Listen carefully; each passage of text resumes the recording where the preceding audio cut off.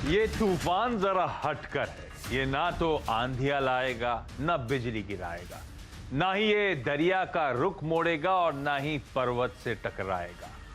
इसके आते ही बाहर छा जाएगी। जी हां, ये तूफान शेयर मार्केट की तेजी का है, जिसकी दस्तक से आपका पोर्टफोलियो गुलजार हो जाएगा। बाजार जिन बुलंदियों पर इन दिनों है, उसमें कुछ तूफानी शेयरों का सबसे बड़ा हाथ है। कमाल की बात यह है कि पिछले कुछ समय में हाई पर हाई बनाने के बावजूद इनका जोश कम नहीं हुआ है। इनकी तेजी थमने का नाम नहीं ले रही। तभी तो हम कह रहे हैं इट्स तूफान।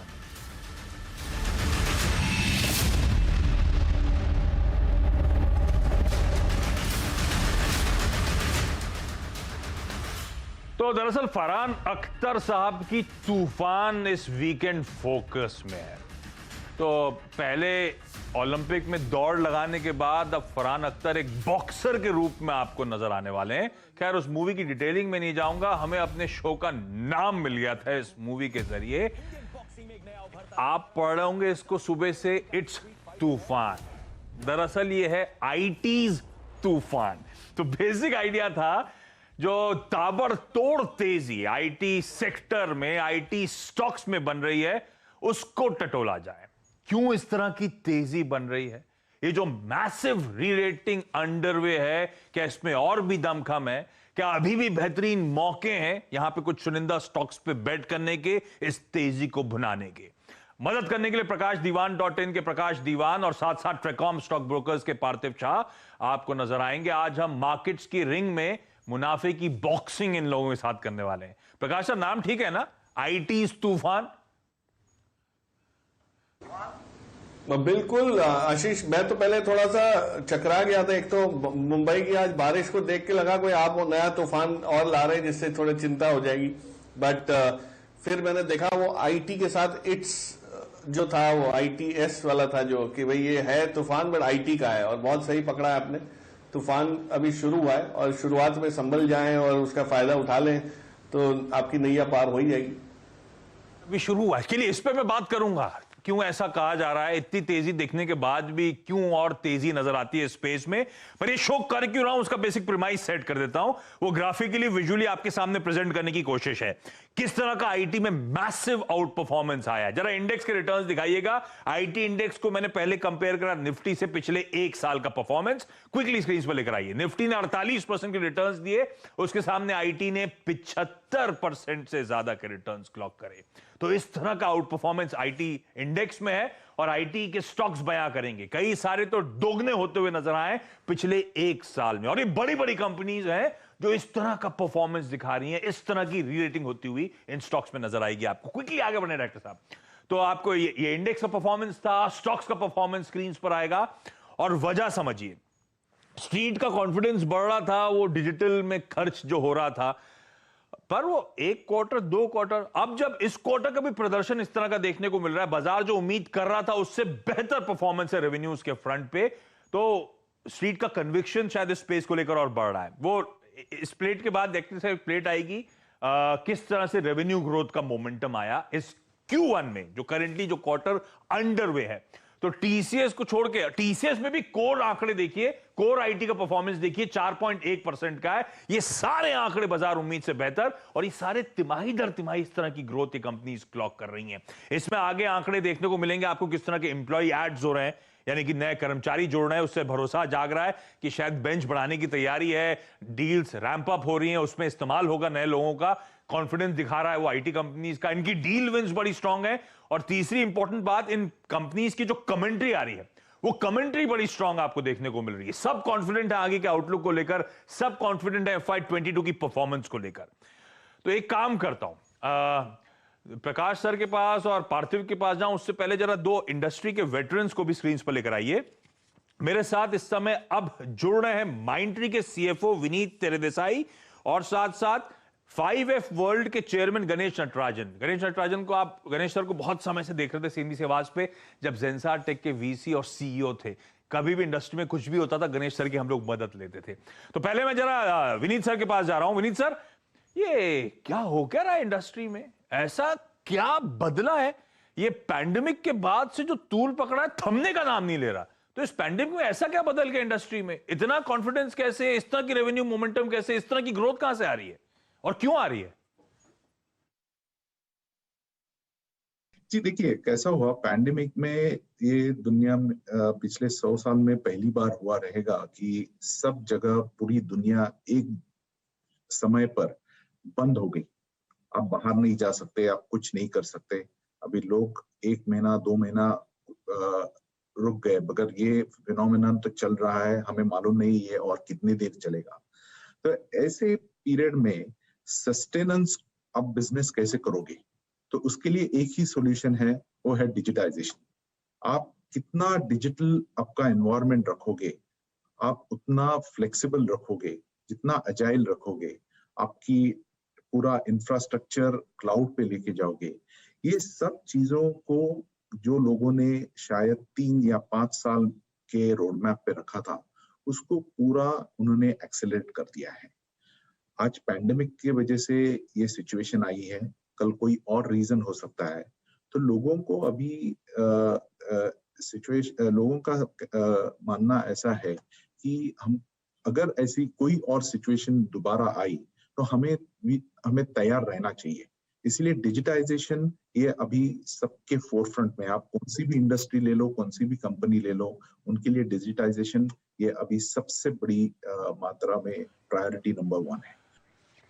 डिजिटलाइजेशन और बात सही कर रहे हो आप विनीत सर। वो पैंडेमिक के दौरान लगा था कि ये इंडस्ट्री तूल पकड़ेगी, स्पेस तूल पकड़ेगी, पर 1 क्वार्टर 2 क्वार्टर, ये पिछले 1.5 साल से पैंडेमिक की गिरफ्त में है। अब कंपनीज रियलाइज कर रही हैं कि अपने आप को स्ट्रक्चरली बदलने की जरूरत है और इसीलिए वो शायद deal momentum, deal flows continue होते हुए स्पेस में। लेकिन एक प्लेट और दिखाऊंगा आपको।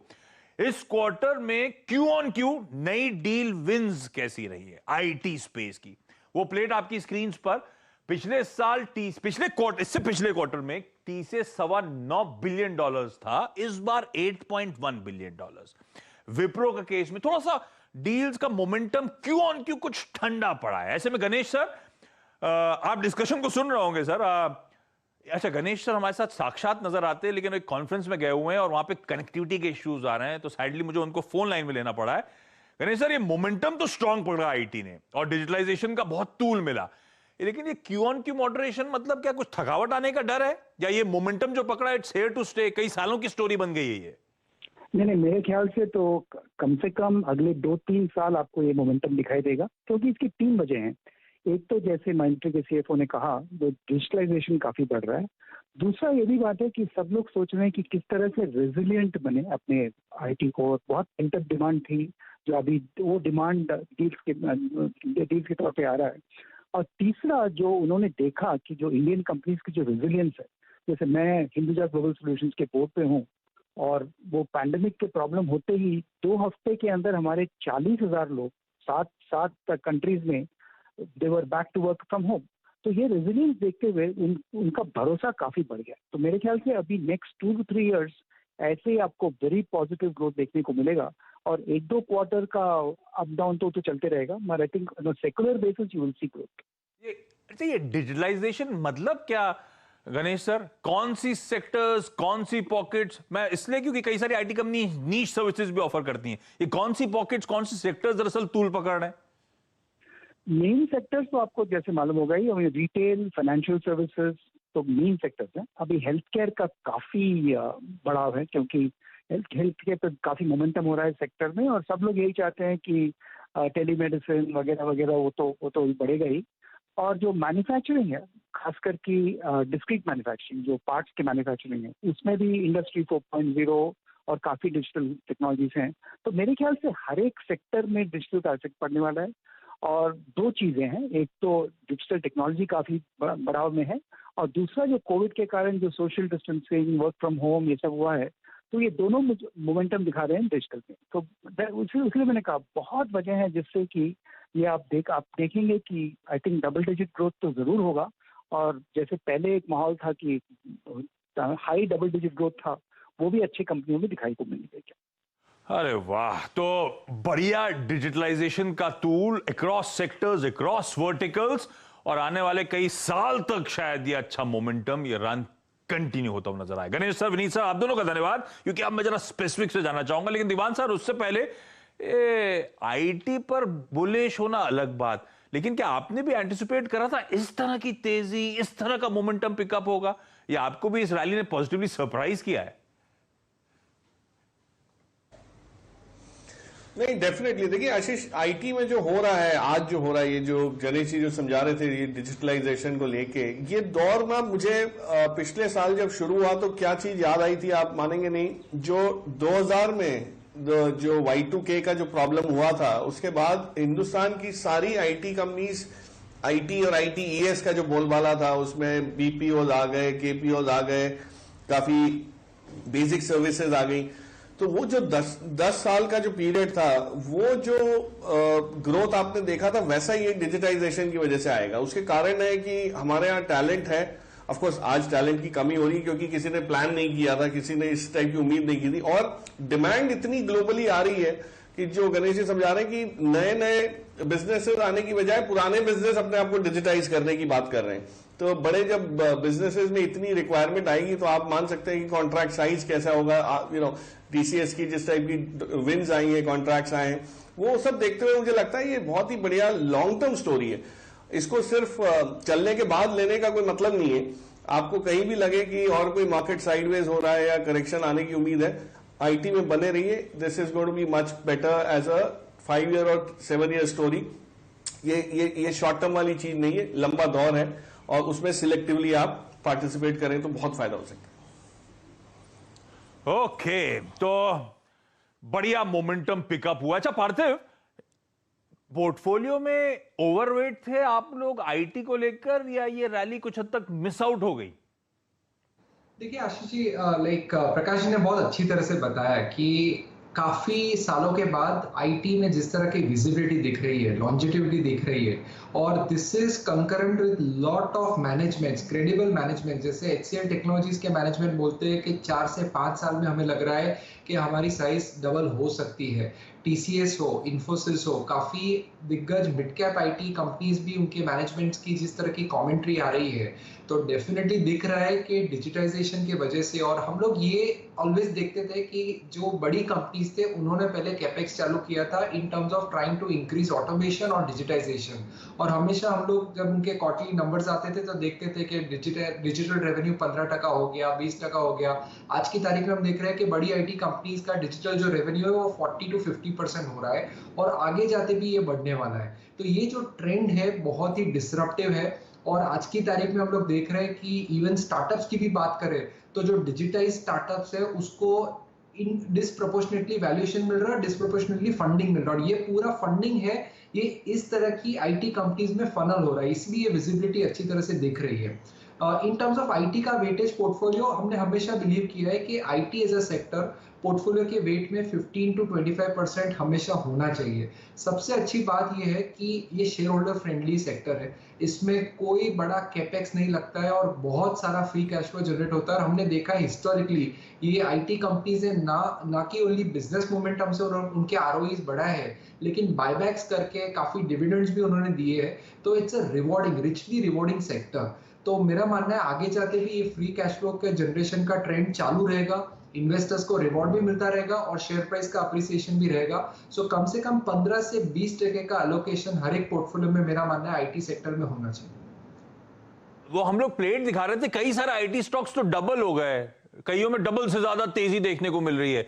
तो ये तेजी अभी इज हियर टू स्टे ना। ये वो कई लोग कहते हैं वो स्ट्रक्चरल चेंज सेक्टर्स में आते हैं, ये आईटी में वो स्ट्रक्चरल चेंज वाला मामला है क्या? तो क्या पोर्टफोलियो में मस्ट हैव होना चाहिए आईटी स्टॉक्स इस समय? आशीष, स्ट्रक्चरल चेंज बिल्कुल है। देखिए जो पी मल्टीपल्स हैं, आप वो देखिए, पहले पी मल्टीपल्स एक टाइम था जब बहुत अच्छी उसमें माहौल में भी 20-22 के पी मिलते थे टीसीएस को और इन्फोसिस को, और हम लोग ये सोचने लगते थे कि ये महंगा तो नहीं है। आज 35 के पीई पर भी आपको ग्रोथ दिख रहा है। तो जो चेंज आया है वो विजिबिलिटी ऑफ अर्निंग्स की आई है, जो पार्थिव भी जिसका जिक्र कर रहे थे कि, और मैंने पहले आपको बताया 2000 और 2010 के बीच में जो आईटी को ग्रोथ मिला, और फिर उसके बाद 10 साल ठंडा पड़ा रहा या साइडवेज हो गया। अब जो 2020 के बाद से जो ग्रोथ दिख रहा है उसकी विजिबिलिटी का कमाल है। तो मेरे हिसाब से पी मल्टीपल तभी मिलता है जब आप आगे चल के देखते हैं कि ग्रोथ आने की उम्मीद है। तो री रेटिंग है। और स्टॉक पोर्टफोलियो में आपको अगर इंडेक्स में इतना हैवी वेट हो गया है आईटी और कंपनीज की वैल्यू 3-3 गुनी 2-2 गुनी हो चुकी है, तो आपके पोर्टफोलियो में कहीं ना कहीं आपको एलोकेशन तो करना ही पड़ेगा, बट जैसे मैंने कहा थोड़ा सिलेक्टिव रहिए कि आप ओवर पे ना करते। अरे वाह, तो सिलेक्टिव रहना है, लेकिन आईटी का तड़का मस्ट हैव है पोर्टफोलियो में। तो इस तरह की जब ताबड़तोड़ तेजी ऑलरेडी आ गई है और सिलेक्शन की जरूरत है, तो एक्सपर्ट्स की मदद लेंगे। एक काम कर रहा हूं, आईटी तूफान में एक छोटा सा ब्रेक के उस पार प्रकाश सर और पार्थिव के इस समय आईटी के सबसे बेहतरीन पिक्स लेकर लौटूंगा।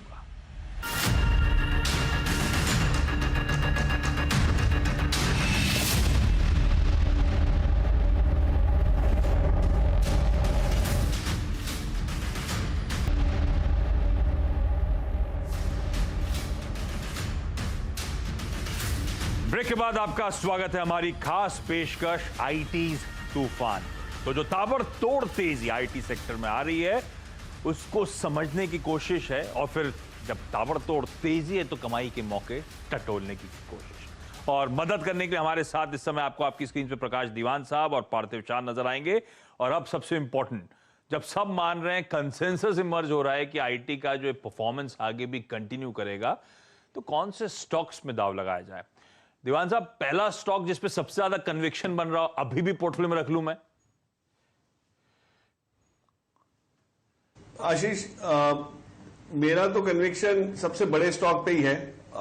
नो डाउट थोड़ी सी मायूसी लोगों को आई क्योंकि उम्मीदें बड़ी थी, तूफानी माहौल है तो उसमें थोड़ी उम्मीद ज्यादा रहती है। बट टीसीएस के जो नंबर्स आए उसमें आपने जो 8 बिलियन की जो डील विंस देखी है, मतलब नए कारोबार की जो वो दिख रही है, इसके अंदर क्षमता बढ़ती हुई, उसका कहीं ना कहीं असर आपको पॉजिटिव असर लंबे समय तक दिखेगा। तो आप इत्मीनान से लेके रख सकते हैं, ये वापस री रेट होगा। और ये जो रीजनल मार्केट्स में खास करके कोविड के सेकेंड वेव को लेके जो चिंताएं थी, थोड़ा सा स्लो डाउन हुआ, टाइम लाइन्स को नहीं कर पाए, लेकिन जो डिवर्सिफाइड पोर्टफोलियो इनके पास है, करेंसी अक्रॉस करेंसी मार्केट्स, ये नहीं कि सिर्फ डॉलर की आय पे डिपेंडेंट है, कई जगह से कारोबार आता है, कंसल्टिंग है, डिजिटाइजेशन 55% है। सो आई थिंक टीसीएस को छोड़ना नहीं चाहिए। ये रीढ़ की हड्डी की तरह है आपके पोर्टफोलियो में। अगर आईटी लेना शुरू करें तो टीसीएस से तो बिल्कुल करें।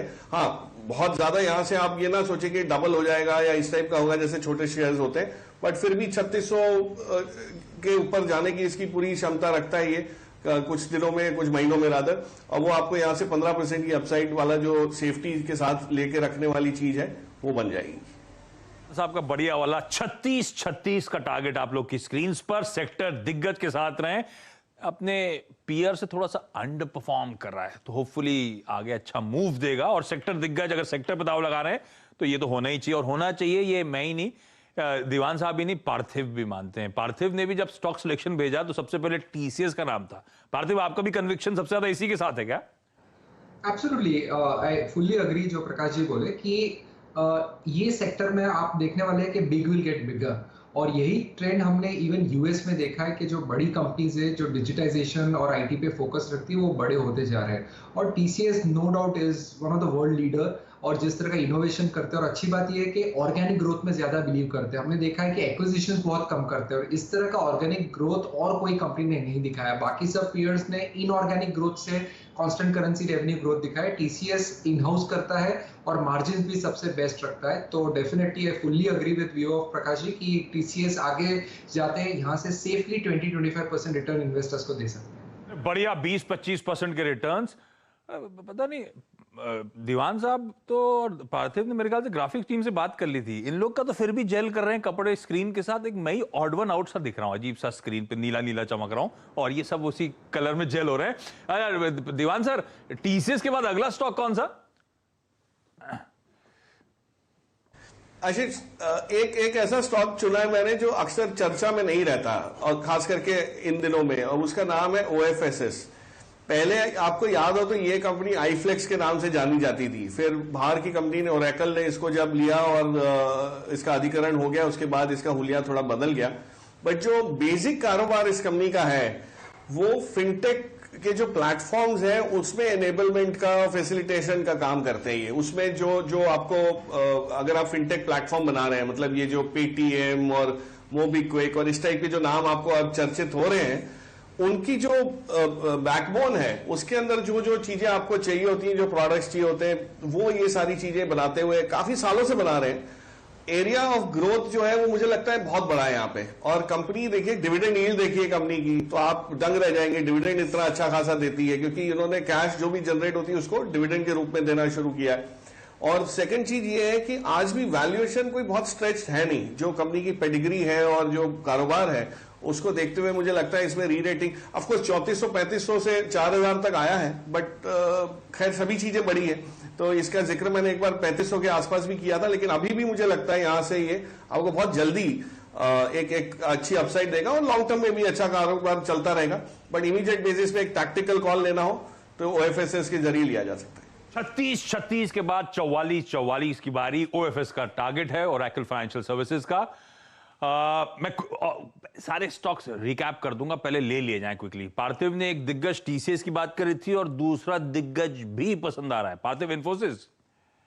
जी डेफिनेटली, अगर इन्फोसिस में भी हम देखें तो नए मैनेजमेंट मिस्टर सलील पारेख ने एक्स्ट्राऑर्डिनरी काम किया है। उन्होंने जो ये कंपनी का जो पोटेंशियल है वो फुल्ली बाहर दर्शाया और आगे जाते भी उनके जिस तरह के क्लाइंट विंस है, नए डील पाइपलाइंस है और जिस तरह का टीसीवीज है, बहुत अच्छी विजिबिलिटी है और very similar rational to TCS. Infosys भी आगे जाते मेरा मानना है valuation discount as compare to TCS वो अच्छी तरह से कैचअप हो रहा है बिकॉज ग्रोथ ट्रेंड्स काफी इंप्रूव हो रहे हैं। तो आगे जाते मुझे लगता है कि इन्फोसिस भी टीसीएस के मुकाबले अच्छा रिटर्न्स देगा। टीसीएस इन्फोसिस आ गए, विप्रो बेचारा इतनी मेहनत कर रहा था, इतने साल तक मशक्कत करी, अब अच्छा परफॉर्म कर रहा है, अभी भी रडार पे नहीं आया दीवान सर, ऐसा क्यों? और अगला पिक कौन सा? नहीं, विप्रो को छोड़ने का कोई और कारण नहीं है, बस यही है कि पिछले जब पैंडेमिक की शुरुआत हुई वहां से अगर अभी देखें तो ऑलमोस्ट डबल हो गया है आशीष। तो थोड़ा सा हुआ है but no doubt it's a business which is very promising.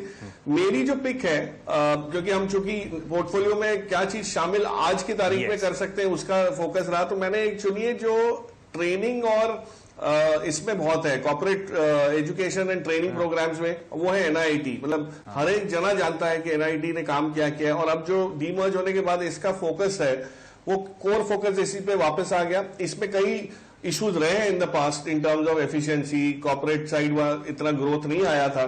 But आपने अगर एक्सेंचर के नंबर्स देखे और जो कमेंट्री देखी वो रिसेंटली जब आए थे इनके, तो उसके अर्निंग्स कॉल पे बहुत क्लियर था कि जो कॉर्पोरेट लर्निंग सिस्टम्स हैं, जो उनके सारी जो वर्टिकल, उसकी डिमांड इतनी ज्यादा दिख रही है। क्योंकि अगर आपको टैलेंट शॉर्टेज की बात विप्रो कर रहा है, टीसीएस अट्रिशन की बात कर रहा है, हर एक जना लगा हुआ है ये बोलने कि हमारे पास लोग नहीं है, तो लोग कहां से आएंगे? लोग ट्रेन होके आएंगे, या आप लोगों को लेंगे तो कांस्टेंट ट्रेनिंग की जरूरत पड़ेगी और वहां पे ये अपना जो स्किल सेट है वो यूज करके अपग्रेडेशन में जो जरूरत पड़ेगी उसमें पूरी तरह से सक्षम हो सकते हैं। तो मुझे लगता है एनआईटी का एक वापस एक पॉजिटिव दौर शुरू हुआ है काफी समय बाद, तो उसको नजर रखी जाए, उसको पोर्टफोलियो में ले। अच्छी कंपनी है, पेडिग्री भी ठीक ठाक है, कोई इश्यूज नहीं है और वैल्यूएशन मोस्ट इंपॉर्टेंटली अभी भी थोड़े सॉफ्ट है इस पर्टिकुलर सेक्टर के हिसाब से। और टारगेट भी बड़े आसान, 333 के टारगेट्स के लिए करिए यहाँ पे अप्रूव। मुझे ये बड़ा अच्छा लगता है, याद हो गए 36, 44 और 333। आप सबको भी याद होंगे दीवान सर के तीनों टारगेट जो हैं। पार्थिव के पास भी एक और बढ़िया मिड कैप आइडिया है। पार्थिव कौन सा है?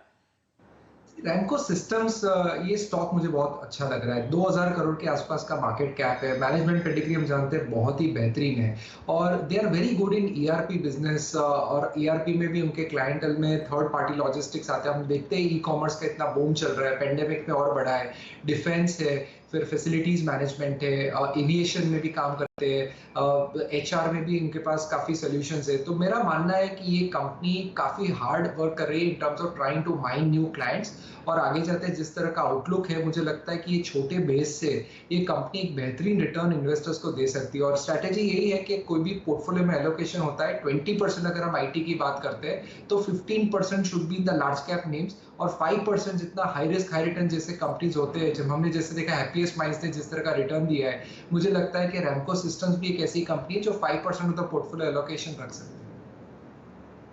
सिस्टम्स, इस पे भी खरीदारी करने का कॉल।